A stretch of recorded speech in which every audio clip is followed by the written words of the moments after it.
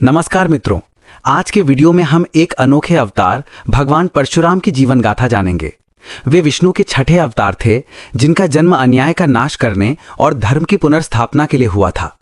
उनकी जीवन गाथा में भक्ति, क्रोध, वीरता और त्याग का अनूठा संगम है। चलिए शुरू करते हैं।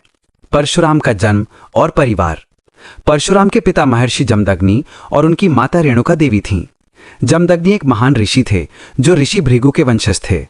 रेणुका एक बहुत ही पवित्र और धर्मपरायण महिला थीं।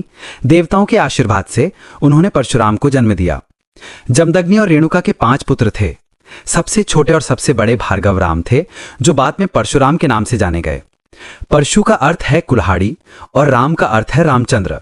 उन्हें शिव से परशु नामक दिव्य अस्त्र प्राप्त हुआ, इसलिए उनका नाम परशुराम पड़ा। परशुराम के गुरु स्वयं भगवान शिव थे। शिवाजी ने उन्हें अनंत अस्त्र शस्त्र, युद्ध नीति और तपस्या का गूढ़ ज्ञान सिखाया था। शिवाजी से ही परशुराम को दिव्य परशु अस्त्र प्राप्त हुआ था, जिसे अजय माना जाता है।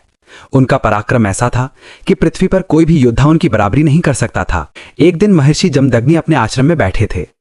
रेणुका देवी प्रतिदिन सुबह नदी पर जल भरने जाती थीं। एक दिन उन्होंने नदी में एक देवता सदृश गंधर्व को देखा और एक क्षण के लिए उनका मन भ्रमित हो गया। हालांकि यह एक क्षणिक विचार था। ऋषि जमदग्नि ने अपनी तपस्या में सब कुछ देख लिया।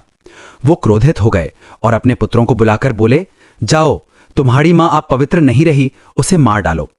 पहले 4 पुत्रों ने अपने पिता की आज्ञा मानने से इनकार कर दिया, लेकिन सबसे छोटे पुत्र भार्गव राम यानी परशुराम ने बिना किसी प्रश्न के कहा, पिता की आज्ञा ही मेरा धर्म है, और उन्होंने अपने परशु यानी कुल्हाड़ी से अपनी मां का गला काट दिया। जमदग्नि अपने पुत्र की आज्ञाकारिता से प्रसन्न हुए। उन्होंने कहा, पुत्र, मैं तुम्हें वरदान देता हूं, जो चाहो मांग लो। परशुराम ने विनम्रता पूर्वक कहा, पिताजी, मैं चाहता हूं कि मेरी मां पुनर्जीवित हो जाएं और मेरे भाइयों को भी कुछ ना हो। ऋषि ने अपनी तपस्या से रेणुका देवी को पुनर्जीवित कर दिया और इस प्रकार परशुराम इतिहास में एक उदाहरण बन गए, पितृभक्ति के सर्वोच्च प्रतीक। परशुराम के काल में राजा अहंकार में अंधे हो गए थे। उन्होंने ब्राह्मणों पर अत्याचार किया। एक राजा, विशेष रूप से कार्तिवीर्य अर्जुन, जिसके 1000 भुजाएं थी, ने परशुराम के पिता जमदग्नि का वध कर दिया। अपने पिता की मृत्यु का बदला लेने के लिए परशुराम ने अपना परशु हाथ में लिया और प्रतिज्ञा की कि मैं पृथ्वी से क्षत्रियों का 21 बार नाश करूंगा।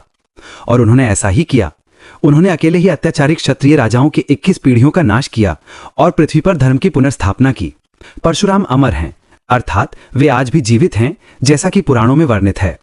वे त्रेता युग में राम के काल में भी मौजूद थे। उनकी मुलाकात रामचंद्र से हुई थी और द्वापर युग में कृष्ण के गुरु भी थे। कहा जाता है कि वे महाभारत में भीष्म, द्रोण और कर्ण के युद्ध गुरु थे। यह भी भविष्यवाणी की गई है कि परशुराम भविष्य के कलयुग के अंत में विष्णु के अगले अवतार कल्कि को युद्ध की शिक्षा देंगे। भगवान परशुराम केवल एक योद्धा नहीं हैं, वे शास्त्र और शस्त्र दोनों का प्रतीक थे। उनके जीवन के सेख हमें बताते हैं कि जब अन्याय बढ़ता है तो धर्म की रक्षा के लिए कठोर निर्णय भी लेने पड़ते हैं। वे एक योगी, तपस्वी और न्याय के रक्षक थे। दोस्तों, अगर आपको परशुराम की यह जीवन गाथा पसंद आई हो तो वीडियो को लाइक, शेयर और सब्सक्राइब करना ना भूलें। अगले वीडियो में एक और अद्भुत पौराणिक कथा के साथ मिलते हैं। धन्यवाद। भगवान परशुराम की जय।